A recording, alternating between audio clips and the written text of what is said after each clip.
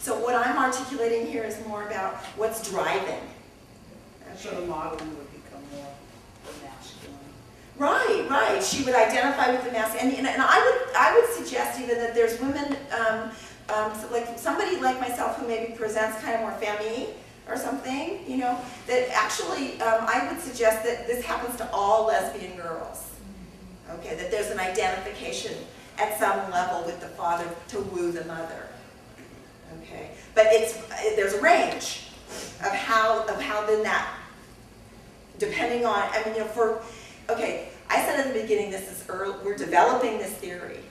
Okay, so I don't have the answers about why some women are going to present way more over on the masculine side, and some women are going to be more femme, you know, or more on the feminine side. But I think that what happens is that there's still, no matter what the presentation is in the world, that there's, psychologically, the ego of the lesbian identifies with the father at this stage to woo the mother.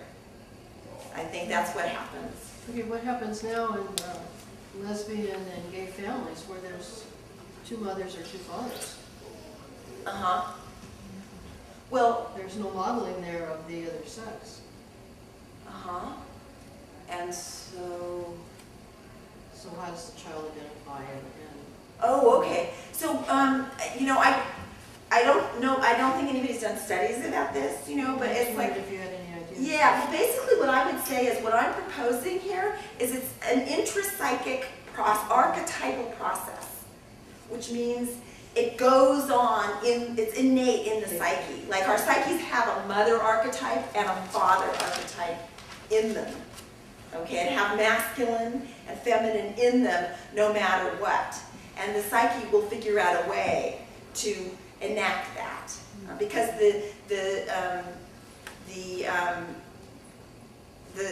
we're all interested. The child is interested in how she was born and how she came into existence, and there's going to be a myth of you know, going on in the mind. But so we have to think about it more introvertedly, like what's going on. That the child will imagine something. The child will figure out some way to imagine a story that makes sense within this context. Depending on that child's sexual orientation. Like who's that child going to fall in love with? Which parent is going to stimulate that, the eros? It's not clear. But if it's not the literal parent, like supposing you've got a gay child, a gay boy child, and you've got lesbian parents, that gay boy will find some male in his realm to like kind of have to be that erotic figure for him, I think. Doesn't it also seem possible that the child could make use of the, let's say, the masculine element in the mom? Yeah, absolutely. Absolutely, why not? Why not? You know, in other words, masculine and feminine it's internal. We all have all of it, and so there's a way, and you can feel it, okay? You know, like you can feel, you know, the masculine's there. You know, if the feminine is there, you know, you can, you know, I mean, I can't necessarily describe it for you, but it's a feltness. It's not an intellectual idea. It's a feltness, okay? And the child can then have that feltness with the masculine. I think that's a good way to answer that. So, we could say then the unconscious is the feminine. Okay, the unconscious then is like of the lesbian child is the lesbian is the feminine. Okay, and the ego is the masculine, identifying with the masculine.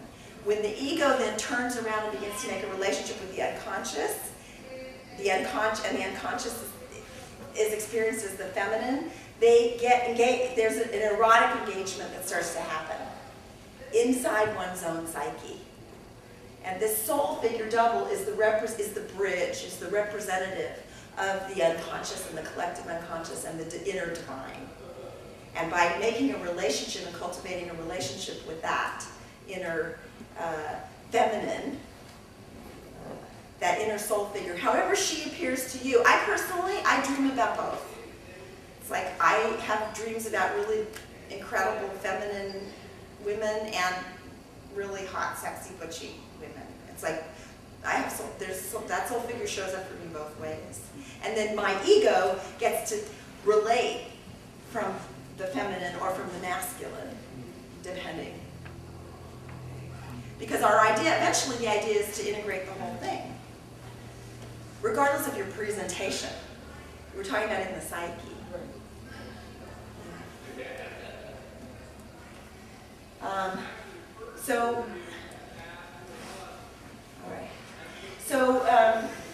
There's some things that can get in the way of, that can get in the way if there's trauma in the early childhood, in the early relationship, in the pre-edible relationship between the mother and the daughter. And I referenced this for a minute, but I want to talk about it again because I think it's really important, which is that the mother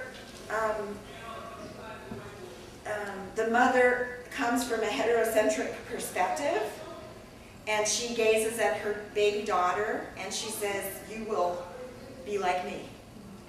Even the mother who's like a good mother, okay, who isn't like in classical terms, narcissistic, envious, hating of the daughter, like supposing she actually is kind of, she's relatively benign, but the effect of her, basically, the baby, in order for the baby's neurons to start firing and her limbic system to start firing, for her to start to become who she is and start to develop an ego and a sense of self, she needs mirroring. This theorist is Kohut.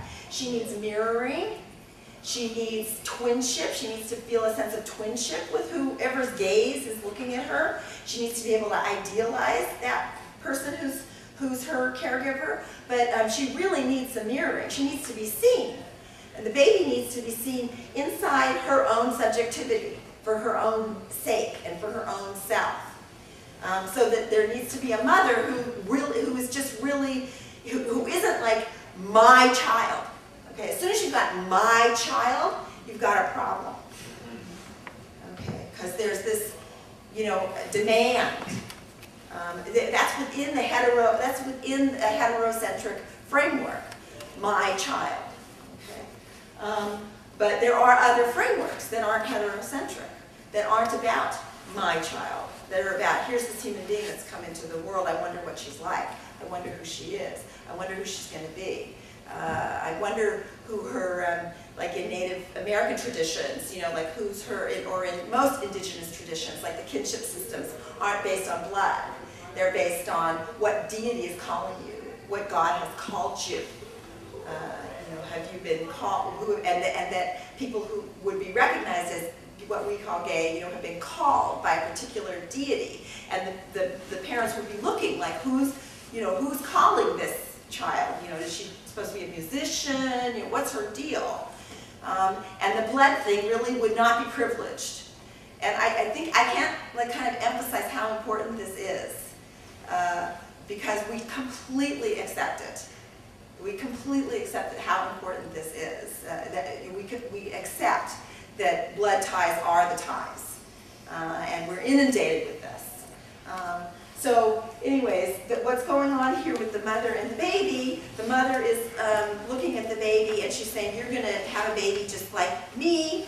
And the lesbian child who's got this, her Eros isn't constellated that way, okay? Her Eros is constellated with this same sex, okay, figure in her psyche. And Plato said that he proposed this idea that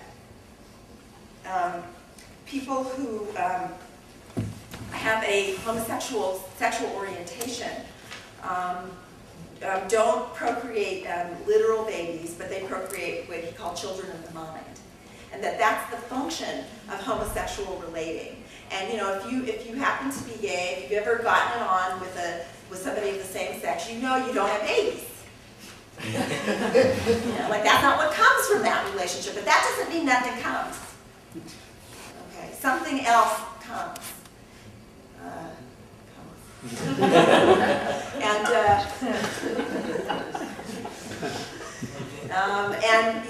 what comes is children of the mind. the imagination, creativity, social justice. This is why I was talking about evoking these women, that social justice comes. The fierce insistence on democracy and civil rights. Poetry comes, Sappho. We're called lesbians from Sappho, poetry. These things come from homosexual relating. They're to be treasured and cultivated, okay? Well, the little lesbian baby girl, you know, if she's just getting, you know, you're just gonna have babies, it's like there's some part of her that's innate in her erotic psychology, that is not being called to life by that kind of mirroring, and in fact is being annihilated. So there's a kind of dead zone in the psyche. You know, and I would say, like, for me, it's like the dead zone has been my body. You know, like to come into my body. You know, it's like, how does one come into one's body if that sort of basic erotic impulse, and by erotic I mean, you know, I mean erotic, but I mean like the creative force of life, if that is not called forth in the beginning of life, in the body. And so you have then this problem for the little lesbian girl when she hits the Oedipal stage. Her sense of self is there's probably already been. I think I'm going to just sort of go out on a limb here, and I'm going to say there's been trauma. I think it's a pretty long limb. You know, I'm going to say there's been trauma.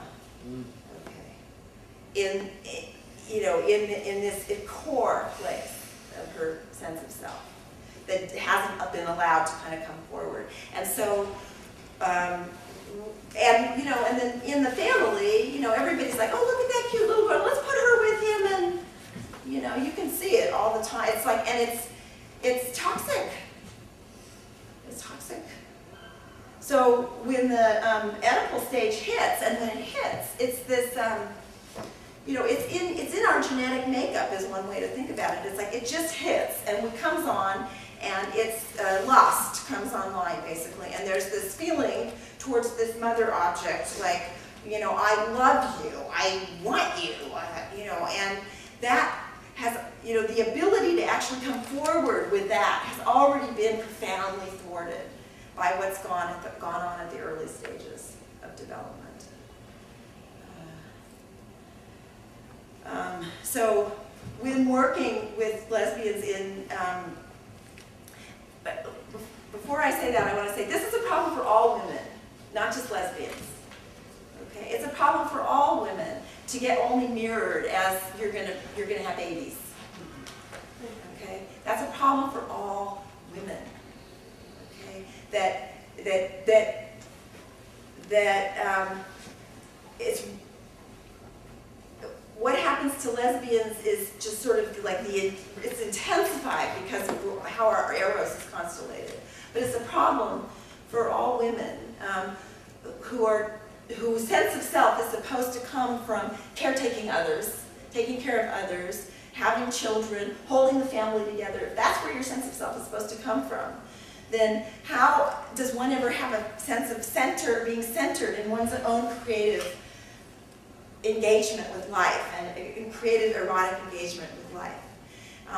And what I'm proposing here is that this double figure is the key for all women to begin to cultivate that, and how to cultivate that relationship.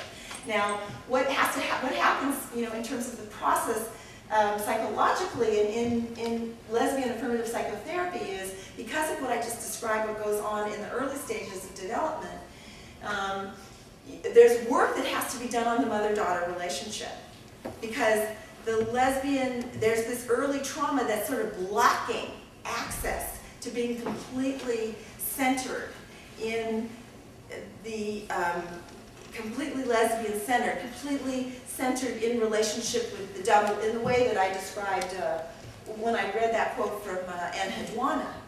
You know, like her whole life is like about this hot, you know, well, how can I serve you? She had temples, she lifted this goddess up single-handedly from being this sort of minor deity to being this major deity in Sumer, just by being centered in that drive